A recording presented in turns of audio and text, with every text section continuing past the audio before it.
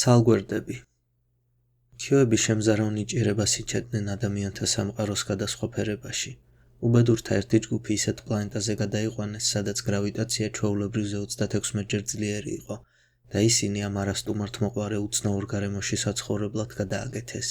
ამ ექსპერიმენტების შედეგები ბოსხის დალის თუ პიკასოს კოშმარულ ნახატებს მოგაგონებდათ. ისინი ორ შუშას შორის მოყოლილი ხეიბრებივით გამოიყურებოდნენ. 4 კიდურიდან 3 ნიჩბისებრ ორგანოებად გადაქცეოდათ ხოხვისთვის. სამანიპულაციო იარაღად ერთადერთი გაძვალტყავებული ხელიღად არჩენოდათ. ამ ცალ-წვრილ კიდურს მწერის ულვაშის მსგავსად დამატებითი სენსორის ფუნქციაც ჰქონდა. მათი სახეები კიდევ ცალკე საშინელება იყო. სიმეტრიის ყველა ნიშან წყალი, რითაც უყბო თევზებით დაწყებული, ყველა დედამიწური ცხოველი იცნობოდა უკვალოდ წაშლილიყო. ცალი ამობურცული თვალი ზემოთ იყურებოდა, ხოლო მეორე წინ არსების ყბების მიმართულებით, რომლებიც გვერდულად იღებოდა, ყურებით მსგავსად დამახინჯებოდათ. ასეთ ურჩხულებად ქცეულმა ყოფილმა ადამიანებმა მძიმე გრავიტაციულ გარემოში თავი კარგად გაიტანეს. ამ პლანეტაზეც მოხდა სახეობათა აფეთქება და ყოველი შესაძლო ნიშის შევსება. შემდეგ კი ცალგვერდები თანდათან აზროვნების უნარსაც მიუახლოვდნენ. ფეხმაღლები. ქიოებმა თუ ცალგვერდები მაღალი გრავიტაციის პირობებში საცხოვრებლად გადააკეთეს, მეორე სახეობა სრულიად საპირისპირო გარემოს მოარგეს, იუპიტერის მთვარეს, რომელსაც დედამიწის მეხუთედი გრავიტაცია ჰქონდა. ეს ადგილი საოცრებათა სამყარო იყო. აქ უბრალო ბალახიც კი 10 მეტრისა იზრდებოდა, ხოლო ხეები წარმოუდგენელ სიმაღლეს აღწევდნენ. მათ ზედიდი მხოლოდ ანტიკურობის ცათამბჯენები თუ იქნებოდა. ამ სურრეალისტურ ტყეებში შესაბამისად თვალის მომჭრელი ფაუნა ცოცხლობდა. ადამიანთა შინაური, სახორცე თუ მავნებელი ცხოველების შთაომავლები, ადამიანებიც, რომლებიც ასევე ესეთ ცხოველამდე დასულიყვნენ. კილომეტრის სიმაღლის ტყეებში შეიძლებოდა მათი დანახვა. ხეებში მსუბუქად მოძრაობდნენ და მაღლა იწევდნენ საკვების მოსაძებნად. ხელფეხი და კისერი დაუჯერებლად დაგრძელებოდათ, ხოლო ტანზე კანის დიდი ნაკეცები ჩამოშლოდათ ზედმეტი მხურვალების გამოსაშვებად. ხანდახან ფერსაც კი იცვლიდნენ, რათა სინათლე აერეკლათ და გაგრილებულიყვნენ. მათ გროტესკულად მაღალ წვრილ სხეულებს გადახურების საფრთხე ხშირად ემუქრებოდა. ეს ჯაკომეტისეული მოლანდებები შესახედავად თავს არ დაქცევდნენ, მაგრამ უკიდურესად მყიფე აგებულება ჰქონდათ. თავიანთი მსუბუქი გრავიტაციის პირობებშიც კი შეიძლებოდა წაქცევის ასწვლები დამსხვრეოდათ, ხოლო ტოტიდან ჩამოვარდნა სასიკვდილო აღმოჩენილიყო. ზოგჯერ გაშლილ ველზე ქარის ძლიერ წამობერვასაც კი შეეძლო ისინი მოტეხილი ანძებივით გადმოექცია. ფეხმაღლები გადარჩენას მხოლოდ თავიანთი ბაღით ანამგზავრის მოწყალე პირობებში ახერხებდნენ, რომლებიც მალე სრულიად შეიცვლებოდა. 2 მილიონი წლის შემდეგ იქიდან, რაც ქიოებმა თავიანთი ხელოვნების ასვეტილი ადამიანი ნიმუშები მიატოვეს, გაველურებული შინაური ფრინველებისაგან თანამგზავრზე მრის ხანემტაცებლების ხაზი განვითარდა. მტაცებლები, რომლებიც თავიანთი დინოზავრ წინაპრებს დამსგავსებოდნენ, ბაღ-თანამგზავრს ხანძარივით მოედვნენ და ყველა სახეობა მოსპეს, რომელმაც გაქცევა ან წინააღმდეგობის გაწევა ვერ შეძლო. მშვიდობიანი, სათუთი ფეხმაღლები პირველები აღმოჩნდნენ. პარაზიტები. კაცობრიობა ამ პლანეტაზე ორ განცალკევებულ ხაზად იყო გახლეჩილი. ერთი მხრივ არსებობდა ავსტრალიოპითეკების დონემდე დამდაბლებულთა სხვადასხვა რასები. ქიოებმა ისინი შეტევის პირველი ტალღის მოგერიების გამო გადააგვარეს, მაგრამ ასეთი უბრალო ატავიზმი მსუბუქი განაჩენი იქნებოდა. მათი დამახინჯებული ნათესავები, პარაზიტები, სასჯელის მეორე ნაწილს წარმოადგენდნენ. პარაზიტინა ადამიანარების არაერთი სახე არსებობდა. კუსომის დამოუკიდებლად მოსიარულე ვამპირებით დაწყებული, უფრო გავრცელებული, მუჭის ხელაგვარებით დამთავრებული, რომლებიც მასპინძლის სხეულზე მიკრული ცხოვრობდნენ. არსებობდა პაწია ენდოპარაზიტული სახეობაც, რომელიც მდედრი მსხვერპლის საშვილოსნოში მოშლილი, მოუშორებელი ნაყოფივით შესახლებულიყო. ეს ევოლუციური ტანჯვა-წამება ქიოების დაკვირვებული ზედამხედველობის ქვეშ 40 მილიონი წლის განმავლობაში თამაშდებოდა. სასჯელი ისეთი ღვარჭნილი, ისეთი ჩახლართული იყო, რომ პარაზიტ მასპინძლური თანაცხოვრების უმეტესი ფორმები ქიოების წასვლისთანავე მოიშალა. ზოგმა ქვე-ადამიანმა ტკიპისებრი ნათესავების მოშორება ისწავლა, დახშობით, მოწვით ან თუნდაც შეჭმით. სხვები, მაგალითად ვაგინალური პარაზიტები, გადაშედნენ, რადგანაც პარაზიტიზმის მათი აგრესიული მეთოდი მასპინძლებს ფაქტობრივად უნაყოფოებად აქცევდა. მაგრამ ერთი-ორმა სახეობამ მოახერხა და მასპინძლებს შემორჩა.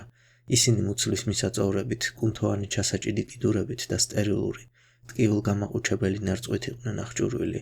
მაგრამ მათი წარმატება მხოლოდ პარაზიტული თვისების დამსახურება არ გახლდათ. მათ სულელი მასპინძლების მდგომარეობის ცნობა ისწავლეს. მეტისმეტად დასევით სიკვდილის პირამდე აღარ მიჰყავდათ. საბოლოოდ ამით საკუთარი გადარჩენაც უზრუნველყვეს. ყოველ შემთხვევაში სრულიად ძალმხრივი ურთიერთობები ნებისმიერ ეკოლოგიაში იშვიათი იყო, როგორც ბუნებრივში, ისე ხელოვნურში. 1000-წლოვან ციკლთა ბრუნვაში მონათესავე სახეობების სასტიკმა პარაზიტიზმმა გზა ნელ-ნელა ორივე მხარისთვის უფრო ხელსაყრელ მდგომარეობას დაუთმო. თითით მოთევზავეები. მათი წინაპრები არქიპელაგების სამყაროში იყვნენ გამომწყვდეული. პლანეტაზე მიმობნეულ უამრავ პატარა კონტინენტსა და ურიცხვ კუნძულს მშვიდი თავთხელი ზღვების ქსელი აკავშირებდა. ეს ადგილი, რომელიც გადიდებულ ეგეოსის ზღვას ჰგავდა, მიწიერი სამოთხე გეგონებოდათ. მაგრამ ქიოების შემდგომ ამ პლანეტაზე აღარ დასჩა გონება, რომელიც ამ სამოთხით დატკბებოდა. ამ თავისუფალ ბიოსფეროში ევოლუციამ თავისი ბრმა არაპროგნოზირებადი ცეკვა არ დააყოვნა. გადაგვარებულ ადამიანთა ველური შთაომავლები ყველა შესაძლო ნიშას მოერგნენ, როგორი ეგზოტიკური და ახირებულიც არ უნდა ყოფილიყო ისინი. ერთმა ჯგუფმა წყნარი სანაპიროებიდან თევზის ამოყრა ისწავლა. 1000 წლეულმა გაიარა და ისინი თევზიჭერია ცხოვრებისთვის უფრო ადაპტირდნენ. წაგრძელებული თითები მოძრავ კაუჭებად ექცათ. ზოგადი დიეტისთვის განკუთვნილი კბილები ნემსებივით გაუხდათ, რომლებიც გრძელ წვრილ ყბებში ჩამწკრივებულიყო. რამდენიმე მილიონი წელიც და თითით მოთევზავეები გამოკვეთილ ხაზად ჩამოყალიბდნენ. სანაპირო კუნძული და ყური არ დასჩენილა, სადაც მათ ფერმკრთალ აწოწილ ფიგურებს ვერ შეამჩნევდით. თითით მოთევზავეებმა კი იმრავლეს, მაგრამ ცხოველებზე წინ არ წაწეულან. მათი ადამიანობა მხოლოდ ახირებულ ადაპტაციათა მორიგი სპაზმის შემდეგ დაბრუნდებოდა. ჰედონისტები. ჰედონისტებს თითით მოთევზავეების მშვიდი ყოფაც კი მეტისმეტ ჯაფად მოეჩვენებოდათ. ეს იმიტომ, რომ მათ განვითარება კი არ გაევლოთ, არამედ სიამოვნებით სავსე ცხოვრებისთვის იყვნენ შექმნილი. ქიოებს ისინი ნებიერშინაურ ცხოველებად ჰყავდათ და ტროპიკული კუნძულების გარემოში გაეშვათ, სადაც უხვად მოიპოვებოდა წვნიანი ხილი, მსხმოიარე ხეები და ტკბილი, ბაქტერიული მანანით სავსე წყნარი ტბები. მეტიც, ჰედონისტები აქ ცხოველური სიცოცხლის ერთადერთი ფორმა იყო. მათ ცხოვრების სიამოვნების გარდა არჩევანიც არ ჰქონდათ. ჩვეულებრივ პირობებში ნებისმიერი სახეობა ასეთ უტოპიურ გარემოს მალევე გადაავსებდა, მაგრამ ჩვეულებრივი პირობები ქიოების შემოქმედების მიზანი არასდროს ყოფილა. ქვეშევრდომები ისე შეცვალეს, რომ ჩასახვა მხოლოდ უამრავ თაყვანისმცემელთან შეწყვილების შემდეგ შესძლებოდათ და ამას წლები დასჭირვებოდა. ამან ერთი მხრივ პოპულაციის პრობლემა გადაჭრა, მაგრამ ამასთანავე სახეობას ადაპტაციის უნარი დაუქვეითა. სექსუალური კონკურენციის გარეშე ბუნებრივი გადარჩევა კუსნაბიჯით მიიზლაზნებოდა. საბედნიეროდ ჰედონისტების სტაბილურ მიკროკოსმოსში სტიქიური კატასტროფები არ მომხდარა, ქიოების წასვლის შემდეგაც კი. ყველა ამ ცვლილების წყალობით ჰედონისტებს დალხენილი ცხოვრება ჰქონდათ. მათი ყოველდღიურობა საჭმლის ძებნის, ძილისა და წარმოუდგენლად კარგი სექსისგან შედგებოდა. არც დაავადებები ჰქონდათ სანერვიულოდ, არც ფეხმძიმობა. ნებიერები და უდარდელები ტკბებოდნენ კაცობრიობათა შორის საუკეთესო მდგომარეობით, მაგრამ გონებრივი შესაძლებლობებით 3 წლის ბავშვებსაც არ აღემატებოდნენ. ინსექტოფაგები. ქიოების შემდგომი გალაქტიკა გაურკვეველ უცნაურ სახეობებს გაევსოთ. ასობით მათგანი უბრალო შეუმჩნევლ ცხოვრებას გადიოდა, არასოდეს დაუბრუნებიათ აზროვნების უნარი და არასოდეს შეუტყვიათ რაიმე თავიანთი ვარსკვლავური წარმოშობის შესახებ. უმეტესობა ისე გადაშენდა, რომ ისინი არავის მოუსაკლისებია და დაუმახსოვრებია. გადარჩენილმა სახეობებმა თავი მოკრძალებულ უსაფრთხო ნიშებს შეაფარეს და კოსმიურ საქმეებში თავიანთი კვალი აღარასოდეს დაუტოვებიათ. ერთ-ერთ ასეთ სახეობას ინსექტოფაგები წარმოადგენდნენ. ისინი უჩუმრად მოერგნენ კოლონიური მწერებისა და პაწია ცხოველების დიეტას. სახეები ტყავის ფირფიტებით დაჰფარვოდათ. მარწუხებივით ხელები ჰქონდათ ცხვებლის გამოსათხრელად, ხოლო ჭის მსგავსიანები მათ ამოსასვლებად. საერთო ჯამში ისინი არაფრით ყოფილან განსაკუთრებული, მაგრამ გალაქტიკური შემოსევების შემთხვევითობისა და უბრალო გამართლების კომბინაციის წყალობით მათ ვარსკვლავეთის ხალხთა შორის ყველაზე დიდხანს გაძლეს. თვინიერნი დაემკვიდრებდნენ კოსმოსს, მაგრამ არა ახლო მომავალში. ჯერჯერობით ინსექტოფაგები მწერების კოლონიებითა და მოახლოებული შეწყვილების სეზონისთვის მზადებით იყვნენ დაკავებული. კოსმიარები. უნდა გვახსოვდეს, რომ ვარსკვლავების ხალხი ქიოების შემოსევებისგან სრულიად არ განადგურებულა. ვიდრე მათი პლანეტები ერთიმეორის მიყოლებით ეცემოდა, ზოგმა ვარსკვლავების ადამიანმა თავი კოსმოსის სიცარიელეს შეაფარა. მთელი კომუნები შელაგდნენ თაობათა ხომალდებში და წვდიათში მიიმალნენ, იმ იმედით, რომ გალაქტიკაში შემოჭრილი არსებების მზერას გამოეპარებოდნენ. უიმედო მდგომარეობა უიმედო ზომებს ითხოვდა. ვარსკვლავების ხალხმა გალაქტიკის თავდაპირველი კოლონიზების დროიდანვე იცოდა, რომ თაობათა ხომალდებზე ცხოვრება გარდაუვალად სრულდებოდა მასობრივი სიგიჟითა და ანარქიით, მაგრამ ამჯერად ადამიანებს ადაპტაცია უნდა მოეხერხებინათ, ან გადაშენება ელოდათ. მათ ასტეროიდების მთელი სარტყელები მოიტაცეს და გამოაცარიელეს, რათა არნახული ზომის ხომალდებად გადაექციათ. ამ ღრუ ნაჭუჭებში შეგვხვდებოდა ძვირფასი ჰაერი და წყალი, მაგრამ არა ხელოვნური გრავიტაცია. აღმოჩნდა, რომ წმინდად ეთერული არსებობა ვარსკვლავთა შორისი განდევნილობის სიმძიმეს ამსუბუქებდა, იმ შემთხვევაში თუ კი მცხოვრებლები ასეთი გარემოსათვის მორგებულნი იქნებოდნენ. ადამიანები იძულებულნი გახდნენ შეცვლილიყვნენ. ატმოსფერულად დალუქულ, უგრავიტაციო გარემოში მათ ძვლები დაუგრძელდათ, გაუთხელდათ და დაუწვრილდათ.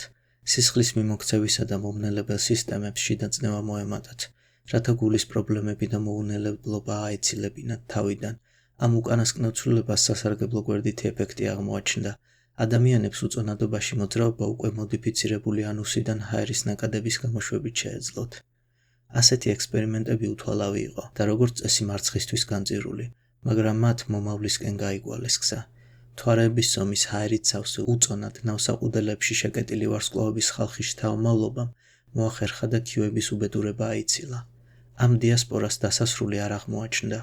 ქიუების წასვლის შემდეგ ისინი მიხვდნენ, რომ უკვე მეტისმეტად განსხვავებულნი გამხდარიყვნენ, რათა წინაპრების ცხოვრების წესს დაბრუნებოდნენ. პირვანდელ უბედურებას გადარჩენილებს პლანეტებზე ფეხი აღარასოდეს დაუდგამთ. ნანგრევების ბინადრები. ერთი ადამიანური სახეობა, რომელსაც გაუმართლა და ვარსკვლავური წინაპრების მემკვიდრეობაზე მოიპოვა წვდომა, მომავალ ამბებში მთავარ როლს ითამაშებდა. ისინი ქიუების შემოსევას შედარებით ნაკლები გადაგვარებით გადაურჩნენ. მართალია მაიმუნების დონეზე დავიდნენ, მაგრამ სწრაფადვე აღთქმდნენ. როგორც აღმოჩნდა, ქიუებს მათი კონიერების დათრგუნვაზე თავი ძალიანაც არ გამოედოთ. მათ ვარსკვლავების ხალხის ცივილიზაციის ნივთიერი კვალიც არ წაეშალათ ბოლომდე. გლობალური ქალაქების უზარმაზარი ნანგრევები მილიონობით წლის შემდეგაც კი მოჩანდა ყველა კონტინენტზე. ნანგრევების ბინადრებმა სახელი აქედან შეიძინეს.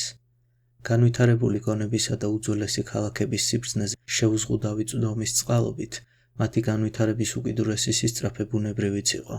გარდასული ვარსკვლავების ხალხის საიდუმლოებებს ერთიმეორის მიყოლებით ხდიდნენ ფარდას და ითვისებდნენ, ვიდრე სიბრძნითა და შესაძლებლობით ლამის თავიანთ გალაქტიკურ წინაპრებს არ გაუტოლდნენ.